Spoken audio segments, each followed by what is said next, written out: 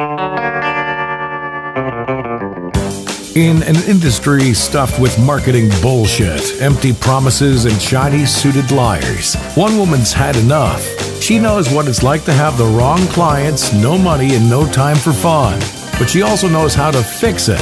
And on the Business for Superheroes show, she promises to tell the down and dirty truth about business, sales, and running away with the circus. Here's your host, Vicky Fraser. Hello and welcome to the Business for Superheroes show. I'm Vicky Fraser, and today I am not joined by Joe. I am joined by Sean D'Souza from Psychotactics. I am a really big fan of everything that Sean and Renuka do at Psychotactics. So I'm really excited to have you on the show. And the reason I'm interviewing Sean today is because he lives his life the way he wants to. There totally is an alternative to the constant kind of hustling and crushing it that you see on Facebook. And I don't know about you guys, but it kind of makes me throw up a little bit in my mouth. So this is why I wanted to talk to somebody who can show us that actually there's a different way out there. So hi, Sean. Thanks very much for joining us on the show. It's really cool to have you here. Well, yeah, I'm enjoying being here because, as I said before, this is my first decent Skype call in ages. So that's great. Excellent. And I'm quite chuffed that it seems to be a decent Skype call for me too, because as everyone knows, I have terrible broadband. So there you go. Okay, so I don't know how much my guys know about you. Hope they're going to know something because I do talk about you.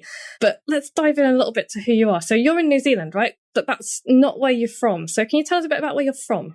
I'm from Mumbai, India, and I moved to New Zealand about 16 years ago. Yeah, it was great growing up in India. It taught you so many languages, so many different cultures, subcultures, different types of food. But it was very noisy for me, too crowded. And some people love it. Some people move in from the UK to India and they don't want to move anywhere else. But yeah, I wanted to move to a place that was half city and half country. And Auckland was pretty much it. It's got busier here. Yeah. Everything changes, but yeah, I don't want to sound like an old person right now. No, well, I moved to the middle of nowhere not so long ago, so we can sound old together. That's fine. Okay, so cool. What took you to New Zealand? It's a long way from Mumbai. How did you get there? What took you there? I'm a big fan of following where life takes you, and I didn't expect to get to New Zealand. I just knew that I wanted to leave Mumbai. I just wanted to get out and go maybe south of India to Bangalore. But that didn't turn out because Bangalore got as crowded and as noisy as Mumbai. And at least Mumbai has a sea, so you have pollution, but it blows out to sea. And Bangalore doesn't have that option. So I don't know. I looked at different places. I looked at Canada. I looked at Australia. I didn't consider any other places. Canada was very cool because I was a cartoonist back then, and I went to the Canadian embassy. And I don't know if this is all a dream, but bear with me. So I went there, and they asked me to fill in a form. And this is in the days before the internet. And on the form, it said cartoonist. And I thought, wow, there's a country that recognizes cartooning as a skill, as a profession. And then they had between 4 to 6 types of cartoonists. Oh, wow. Now, that's why I think it's a dream, because... it does sound like it might be a dream, but... I'm pretty sure I filled in something, but I mean, it made an impression, and I just didn't go ahead with it. There's so many things in life that you just, you come to the edge of it, and you just need a push. And the thing with New Zealand was I got a push. I had applied for New Zealand, as in I didn't apply. I met with a lawyer. The lawyer said, "Oh, no, you're not making the points." Okay. And then several years later, I was walking down the street. I met a friend of mine. Her name was Joan. And she just asked me a casual question like, "What are you doing here?" And I said, "Well, I'm buying groceries." And she said, No, what are you doing in India? And I said, "Where am I supposed to be?" And she said, "New Zealand." And I said, "What makes you say that?" She said, "Oh, you were trying to get there, weren't you?" I said, "Yeah, well, it fell through." And she said, "You should try now."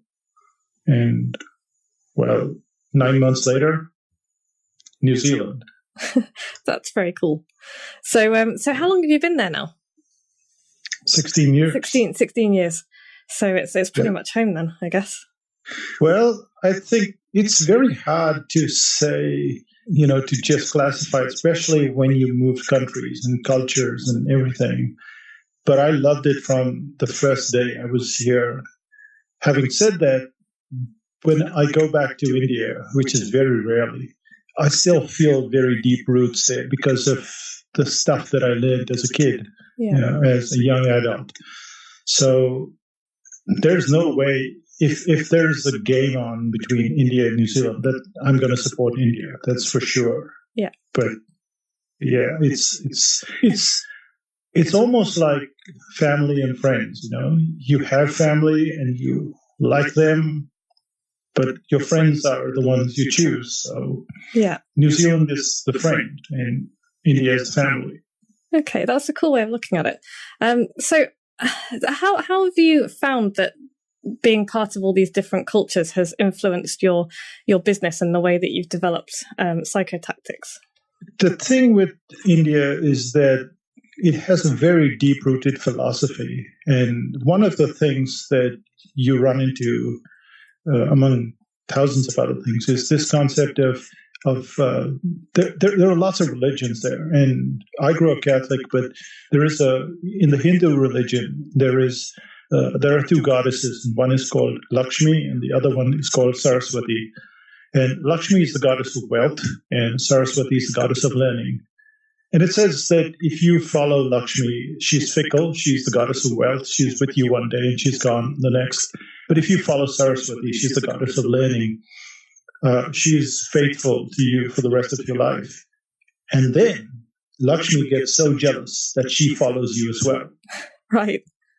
So there's all this philosophy, there's all this stuff that I don't know whether other countries, newer countries, like countries that have existed for 200-300 years, I don't think there's a competition, but it's much harder to have this as part of your growing up. It's almost like the environment. You don't know that it's there, but it fills your being. And I think I had to grow up a lot before I figured it out. I figured out that it played an important role in making me who I am, which is not necessarily who everybody wants you to be. Absolutely. See there, I'm speaking like a philosopher now. No, not at all. I mean, that makes perfect sense because one of the things that I've noticed proliferating on the internet is probably just because the internet is like an echo chamber, really. But one of the things that I've noticed is there's a lot of kind of Me Too, which I think is because people are kind of thinking, they're seeing what these other so-called successful people are doing, and I need to be like that, and I need to be like this. And actually, I love the idea that if you just pursue learning, like you've said, that what wealth will follow if that's what you want. And I love that philosophy. So, and that kind of leads me on neatly to my next question, which is what does success mean for you? Because it's clearly not what a lot of people would. Well, I say a lot of people. Clearly not what some people would think. It's not the millions of quid in the bank account. So, what does success mean for you? If you asked me this question several years ago, I would have answered it in a different way. I used to say success is a stepping stone.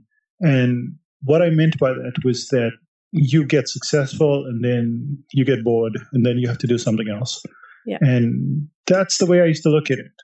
But recently I watched a series called, it was about chefs. It's on Netflix, I think, Chef's Table.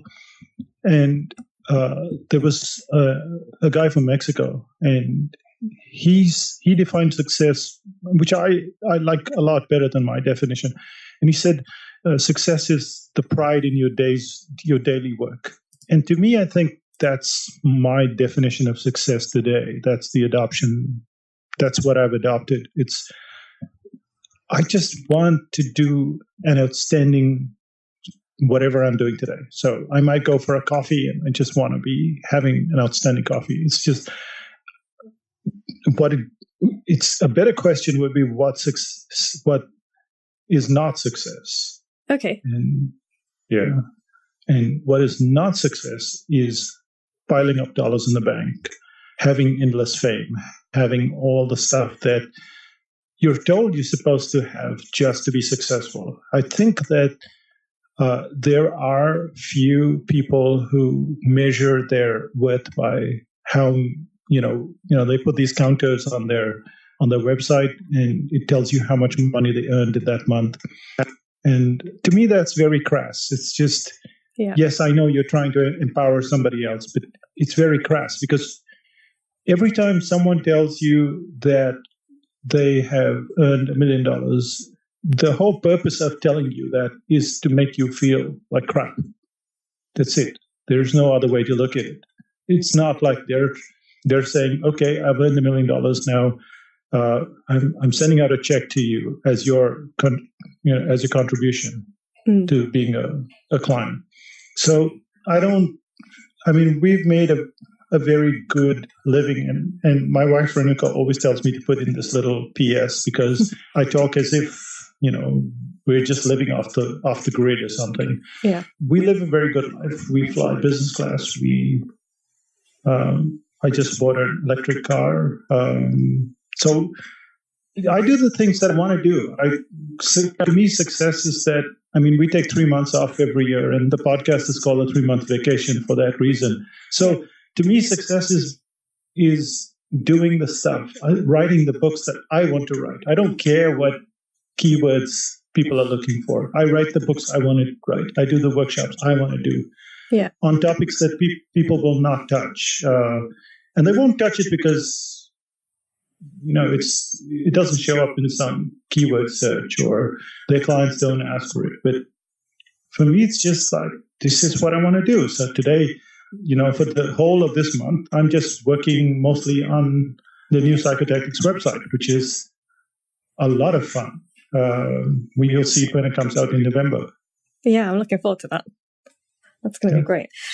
So how did you get to the point? You say that you live a very nice life now, and you have everything that you want and need, which is really cool. So how did you grow your business to the point where you got to there? Because presumably there's a certain amount of falling over and picking yourself back up and finding out what works. And so how did you get your business to the point where you've got enough customers and you're happy with what you're doing?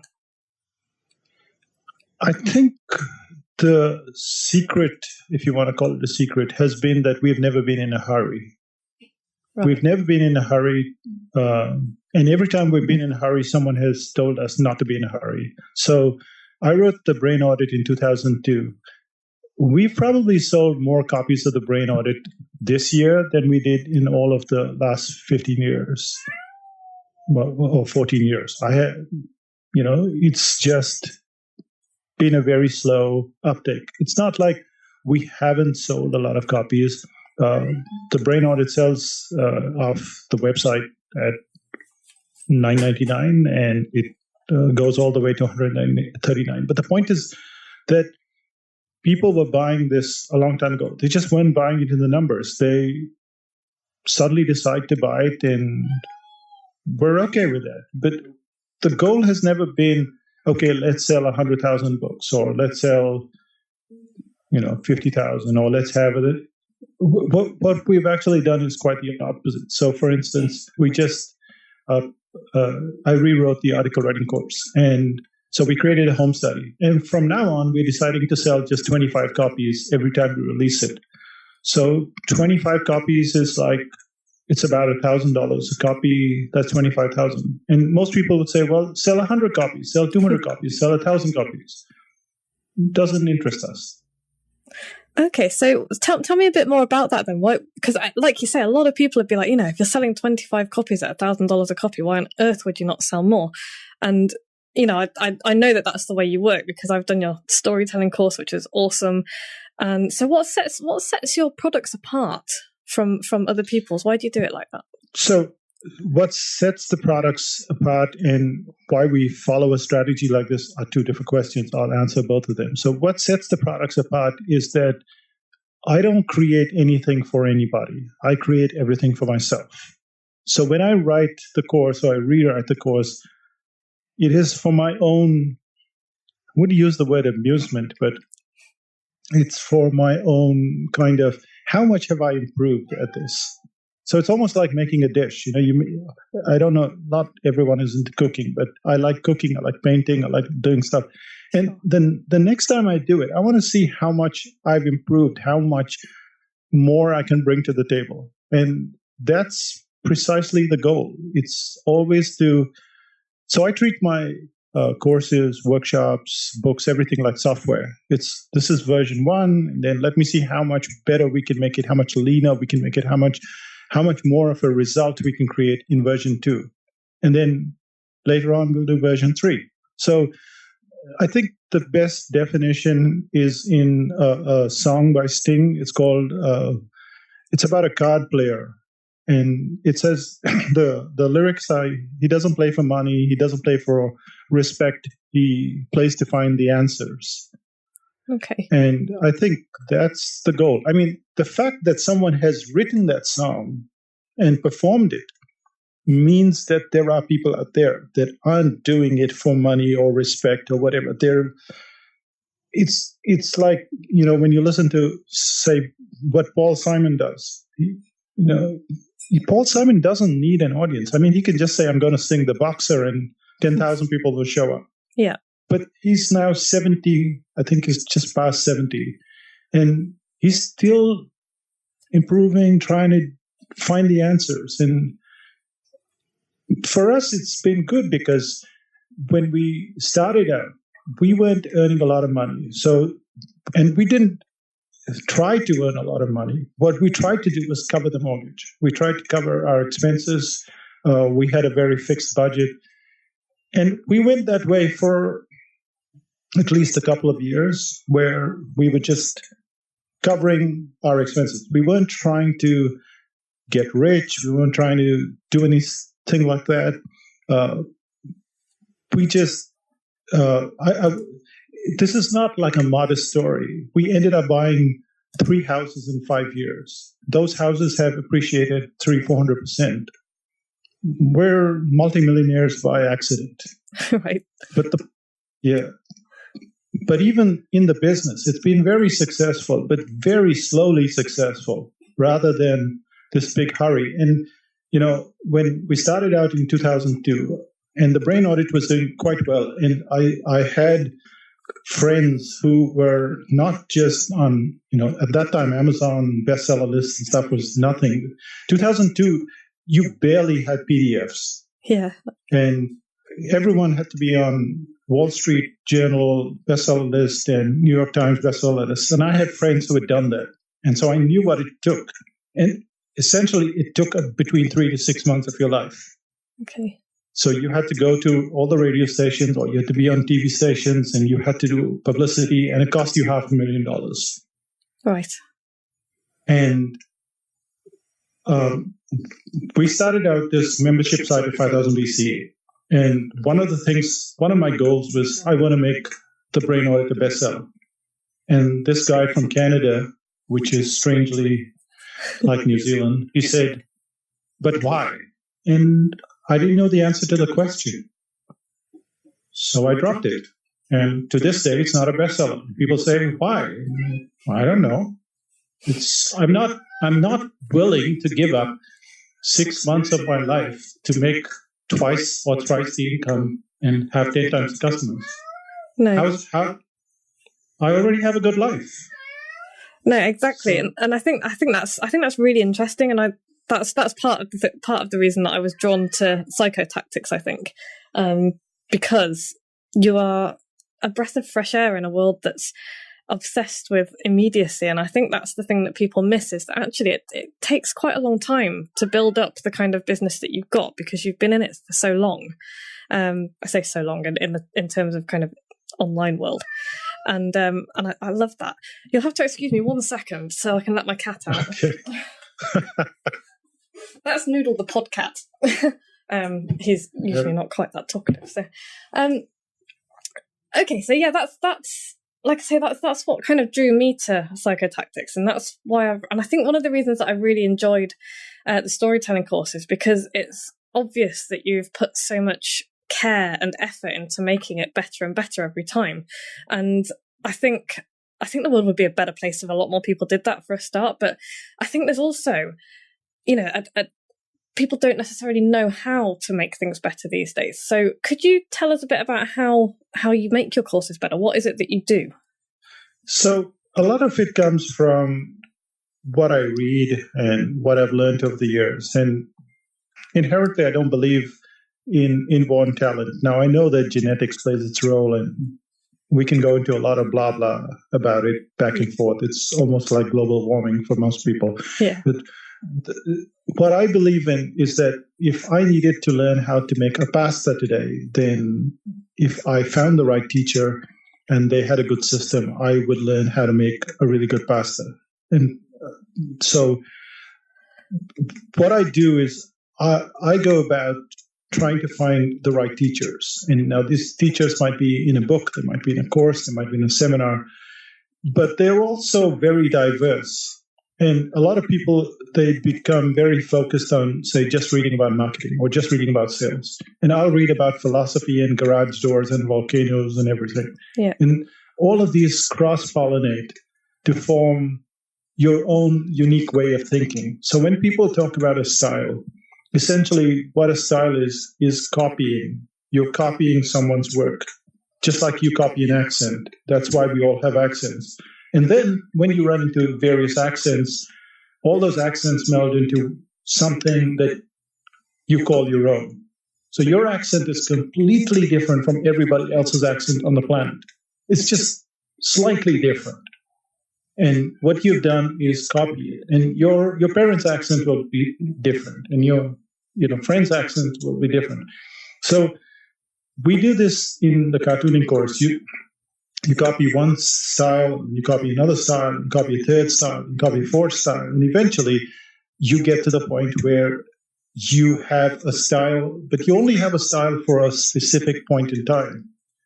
If you continue to copy stuff, then your style changes and it morphs. So whether you're a writer or a singer or a musician or a painter, you'll find that you don't have what is a fixed style. The only people that have a fixed style are the people that don't learn anymore. So that's the first part. The first part is really that you have to be on this constant quest for learning, not learning how to become richer and stuff, but just that whole Saraswati thing, which is learning for the joy of learning itself. Yeah. And then the second part is really a factor of implementation. I'm very quick on implementation. I don't really wait for the perfect moment. That's just me, and I know that everyone's not that way. Everyone needs some validation. They need some push. They need something. About 15 seconds after I've read something, I want to try it out.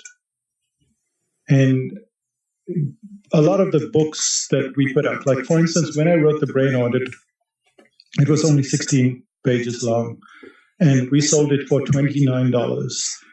Now, we were going to events and speaking at events, like local events, not big events at that time. And, 30, 50 people would turn up, business people and stuff. And they didn't have email, most of them. This is back in 2002. They didn't have email. They just had CDs, many of them. And here I'm selling them an ebook. No one knew what an ebook was. But that's all I had. So I'd stand on the stage and I'd say, I've just done this presentation. This is what the Brain Audit is about. If you would like to buy it, Renuka's at the back of the room. Give her a check, and we'll send you the ebook by email. And if you don't have email, we'll send you a CD. And that's it. And suddenly you'd have like 40 people buying the book. So suddenly you made $800 and you go, wow, how did that happen? But a lot of people would wait. They would say, well, the book's not complete. It's only 16 pages. Who buys a 16-page book? Who pays $29? Now, people pay $29 now. They pay hundreds of dollars. But we're talking about 2002, where people could go into a store and buy a book for $16, a hard copy book. So it made no sense at all. But it doesn't have to make sense. To me, moving to New Zealand didn't make sense. a lot of the stuff that we do doesn't have to make sense. I trust diversions. I really trust diversions. I mean, recently we went to India, to Goa, because I wanted to meet my parents. We'd been there after 5 years. And the goal was to eat, drink, and sleep. That's what we do every 12 weeks. We go for a month somewhere. But on the second day, we ended up at an Ayurvedic center, and that's an ancient system of healing in India. It's about 5,000 to 10,000 years old.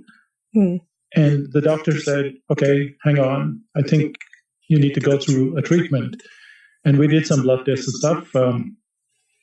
And to most of my friends and relatives, they were like, but you can do this later on.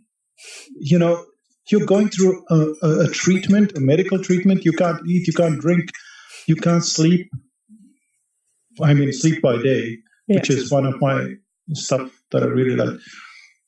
But I trust diversions. I trust the fact that I've been put there for a specific reason, to listen to whatever is happening. So the first thing is I learn. The second thing is I implement as quickly as I can. I don't wait for that special moment. And then because we treat everything like versions, I'll come back and fix it if I need to. And the third thing is that as much as I will put out this stuff, I really go after feedback. Now, a lot of people, when they say feedback, they think of testimonials. They think that, you know, you've just made a great dish and everyone has to say, wow, this is amazing.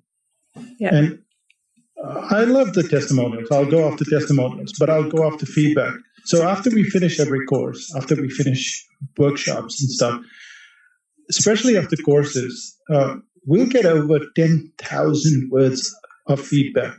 I mean, people picking holes in this and that and that. Now, some of the courses we have done for close to 10 years, and you would think, well, there's nothing to be fixed here. But that's like saying, oh, you've got this iPhone, or you've got this, I don't know what other phones are there, and there's nothing to be fixed there. Well, the people come back with these specific ideas that once we implement it, it becomes so much better. The book becomes better. The course becomes better. When I write a book, I usually have 3 clients editing my books. I don't send it out to editors. I send it out to clients who are very good at editing, because they come back with all these questions that I would not have thought of. And, like in one book I wrote about the red moon, and this client came back and said, I don't know what a red moon is. And I'm like, okay, so I have to explain a red moon. How do I do that now? So I would say these are the 3 things that kind of keep me going. The first is that constant learning. The second is constant implementation. And the third one, the constant feedback. That's really, really cool. And that's a really good piece. And in fact, well, they're all good pieces of advice for anyone listening. Learning is just awesome. And one of my mottos is JFDI, which stands for just yeah. Yeah, I'm quite sweary. I don't know why I'm not swearing on my own podcast. This is ridiculous. And the third one, like you say, is feedback. And I think actually a lot of people find that very difficult, because, like you say, that they want to be told that they're good, they want to be validated, which is very nice, but it doesn't necessarily help you improve. Well, it's very frustrating. Let me tell you that. I consider myself to be very good at taking feedback. I mean, I will pursue feedback, but on the day that everyone has to write their feedback, and they have to write close to 1,000 words of feedback when they do a course, and I think, are you doing the headlines course? No, I'm doing the cartooning course, and I'm very excited about it. Okay, so at the end of the course, there is feedback, and people will tell you, this is what I fixed with the forum. This is what I fixed with the groups. This is what. So people come back with all this stuff that technically they're expecting you to fix. Yeah. And even on our website, when you go to the website, we get between 100 to 600 pieces of feedback every year, because we have a bug on the website. It's like a cartoon of a bug, and it says, what bugs me? And you click on it, and in the new website, we're going to start sending chocolates, and we're going to send postcards if you give us feedback. And by the way, if anyone is listening who knows of Psychotactics or who wants to have a look, Sean's postcards are well worth getting, because I have the most beautiful hand-illustrated envelope sitting on my mantelpiece next to my wooden elephants, and it's illustrated with an elephant, and it's just gorgeous. So it's worth giving Sean feedback just for that, frankly. But yeah, I mean, like you say, it's yeah, people would do well to take more feedback, I think, and I totally include myself in that, and I'm getting much better at it. But it's one of the most valuable things possible, is to, talk to the people who are actually using your stuff, talk to people who are better than you, and say, how can I get better? And I don't think enough people do that, and I think that's sad. Yeah, it's not sad. I think it depends on how you grew up. I think that some people grow up, especially if you're a younger child, you're very sheltered. By definition, younger children are sheltered. You have two older kids. They're given a lot of responsibility. The lower you are in the ranking, the more your parents are more relaxed with you. Less demands on you. And then suddenly you go out in the big bad world, and everyone's saying, you should, you don't look so good. You have to fix this. You have to do that. And I think it's more a factor of what happened to you as a kid, how much feedback you got as a kid, how much responsibility you got as a kid. Because I've used the word brutal feedback. Whenever I ask for feedback, I ask for brutal feedback. And people will come back and say, can you not say brutal feedback? Because I don't know, it scares me. So it scares people. And the point is that the day after the feedback, or even on the day of the feedback, the only way I can cope with it is to give, first of all, what I do immediately is I make a list. I make a list of all the things that need to be fixed, how they need to be fixed, and I post it back on the feedback that the person is giving themselves. So it's not like, okay, I'm just going to take the feedback and goes in a box and then some goat eats it. They get feedback on their feedback, and we go back and forth for a while until I know that I've got the idea that they want me to get. Okay. And then when I've done the feedback, then I go back to the person and say, okay, I fixed it now. And that spurs more feedback. And so it becomes this unending cycle of feedback. But after a while, it becomes normal. And I think that the people that are afraid of the feedback, they have to somehow make it normal. Yeah. Yeah, and also recognize it as a way to get better. Like you say, it's feedback. That doesn't mean it's an attack or criticism. And I think that's it sounds like you've nailed the difference between those two. Yeah, but it feels like criticism. I mean, Sure. If I've just spent 3 months with you on a course, and I've just, gone through 10,000 posts, and I've given my absolute all, and now you're telling me that I have to fix 10 things. Yeah. It doesn't seem fair, but they are trying to tell you what's wrong. They're trying to tell you what makes it better. And you can't do it in a nice way. I mean, of course, there are people that are stupid. That's totally different. And we don't have them as our clients. The point is that it's not going to be a nice feeling. And even when they're giving feedback, the people that give the feedback are squirming. So you're squirming on one side, they're squirming on the other side. It's a very scary. This is not like the internet where people, get on a forum and just blast you. Yeah. This is two people with a very healthy respect for each other that somehow have to take and give feedback. Yeah. So yeah, quite a squirmy situation, really. But a valuable one, I think. So, I mean, it's your success, and whatever you want to call it, is kind of testament to that. So that's all really fascinating, and I'm really, really glad I've got you on, because a lot of what people hear and see on the internet now is kind of not necessarily opposite to all the stuff that we've just been talking about, but very, very different. And I think that there's a different way of doing things, a slower way, a deeper way of doing things, and that's what I really like about what you and Renuka are doing at Psychotactics. So, sorry, go on. I've got a little story though. Go on. And many years ago, I was a big fan of Calvin and Hobbes, and then of course Bill Watterson stopped drawing the comic strip.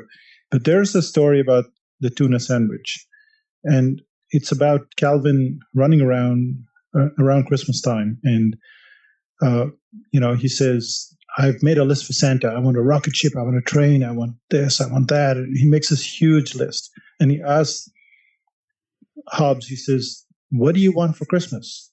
And Hobbes says, I want a tuna sandwich. And Calvin goes ballistic. He's like, you can have all these other things. Why do you want a tuna sandwich? You're crazy and whatever. And then the final scene is on Christmas morning.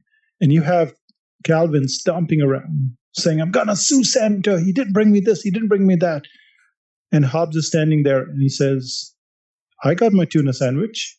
And my question to people is, do you actually know what your tuna sandwich is? Because, once you know what your tuna sandwich is, then your life is already happy. You're already living the life that you want. And when we started out, $2,000 a month was our tuna sandwich. We make a lot more now. We travel in a lot more comfort now. We live better, different lives, not better. It's still the tuna sandwich. We know exactly what we want. And it's not this expanding thing that changes all the time. That's a really good question. And that's probably a really good question to end on is for people to go away and think about, what's your tuna sandwich? Why are you doing all this? And that's constantly what Joe and I are thinking about, what we want to get out of my business and his work. And I think that's really valuable. So I know what yours and Joe's tuna sandwiches is, to go and get that tree cutter and cut down yet another tree. No, we know we're only taking down we're only cutting up the dead ones that are blocking the path. Okay. We don't take down. It always seems like you're cutting trees on Facebook. No, I know. You know what? I think I had a conversation with somebody the other day. This had me in stitches. A photographer that is going to do some hopefully amazing photos of me, because I hate having my photo taken. And he said, "Oh, how about we get the chainsaw out? Because whenever I think of you, I think of chainsaws." And I was just like, excellent. That's my legacy. I work really hard and I do, I write stuff and I think and I learn, and it's chainsaws. That's what it is. But I'm okay with that. But it just made me laugh. So anyway, right. What's it, Sean? What's next for you in Psychotactics? What's your next big idea? I really don't know. Right now I'm doing stuff. We're redoing the website, which is completely different from other websites. It's just the way I do my own products. It's just it's the way I want to build it, my own way. So I'm not looking at anybody else's websites. I'm just building a website as if you gave me a set of Lego blocks and I went and constructed my own thing. Other than that, I don't really have. We have courses and workshops and speaking events and all that stuff, but I'm just looking forward to enjoying the rest of the year. That's kind of the goal for this rest of year. Cool. That's it. Good. That's a cool goal. And where can people find out more about you? Well, one of the places that they can find me is Psychotactics, but they can also get a really cool report on resistance. That's one of my favorite topics. So you can go to psychotactics.com/resistance, and there is a nice little booklet on resistance, and you'll find that chaos is your friend and resistance is your friend, and you just have to make friends with it. Okay, excellent. So guys, go to psychotactics.com/resistance and have a look at what Sean's all about, what Psychotactics is all about. And if you like what you see, join 5000 BC, do one of their courses, because I can tell you they're excellent. They are really excellent. This is somebody who is a big fan of Psychotactics. I did the storytelling course in Amsterdam, which I loved, and it has just completely transformed the way I write, I think, for the better. qualify that. And I'm about to start the cartooning course, which I'm really super excited about. Really can't wait to get started on that, which is next week. Yep. Yeah, can't wait. You're going to be a cartoonist. There is no other way. You're going to end up being a cartoonist. I am. And you know what? This is really exciting for me as well, because when I was a kid at school, I used to love art. I did GCSE art. And even as an adult, like 10 years ago, I did an adult art class and really enjoyed it. I don't really know why I stopped. I think I got it into my head that I wasn't an artist. And, you know, like you said, I'm reading the talent code, as you've told me to do, reading that. And you're totally right. Talent is, you know, aside from genetics and, you know, Michael Phelps's giant long arms, we're all, you know, we can all learn to do most everything out there. So I'm very excited about this. Just for the record, though, Bob Bowman, his coach, is not excited with his long arms. Oh, really? He thinks that everyone on the Olympic stage has exactly the same characteristics. And he's probably right, actually. So yeah, when you put him together with his Olympic competitors, he's nothing special in terms of physique. Yeah, and even better, the guy from Singapore is a lot shorter than him, and smaller arms and smaller feet. So there you go. True. So there you go. Yeah, read the talent code, guys. But before you do that, go to psychotactics.com/resistance. Next week, Joe's back, and we will be talking about, following on from this, we'll be talking about finding your voice and stepping away from the Me Too stuff that's out there. And I think that'll follow on quite nicely from this. Sean, this has been brilliant. Thank you so much for coming on the show. I've really, really enjoyed talking to you, as always. I'm really excited about the course, and I will hopefully speak to you soon. Thank you. It was a pleasure. Like what you've just heard? Tell your colleagues, tell your friends, send them to www.businessforsuperheroes.com/podcast.